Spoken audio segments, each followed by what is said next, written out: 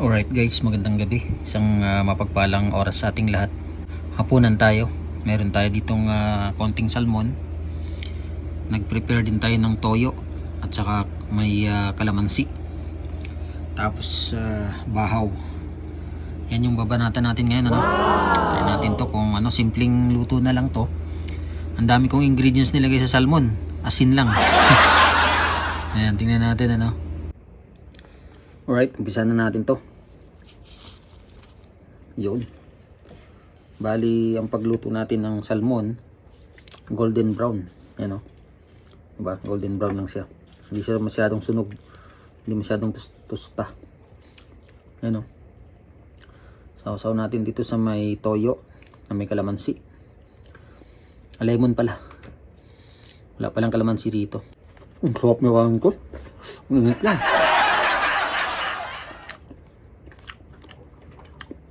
Ang dami ko kasing ingredients nilagay. Asin lang. Ha. You know?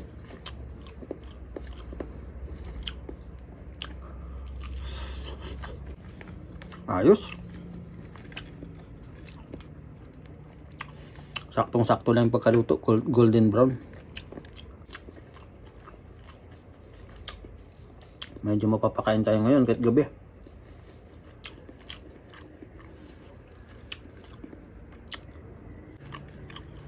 Ayos. Ang sarap pala nito. Maganda nito sa ano eh.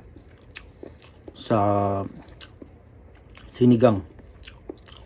Kasi wala tayong mga nabilang ingredients. Kaya yan, pritong bilagsakan. Kaya sulit na to.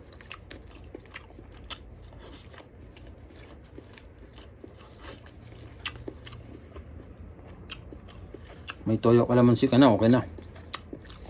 Kahit nga minsan ano eh, lagyan mo ng suka, toyo, lemon. Ayos pala to.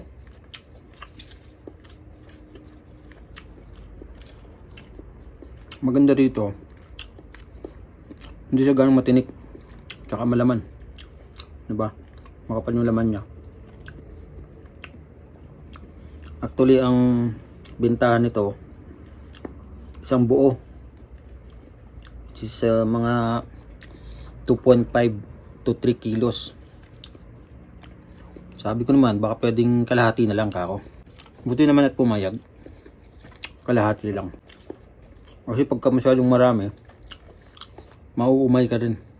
I mean kalahating ano, yung isang buo hinati, so umabot pa rin ng 1.5.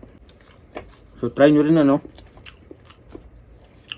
Try nyo rin yung ano, madali ang luto ng salmon.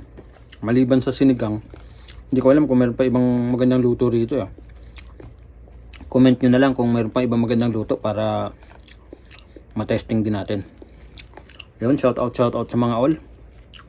Thank you very much sa inyong patuloy na suporta sa pagko-comment at sa panunood sa aking maliit na channel. Pagpalain nawang bawat isa.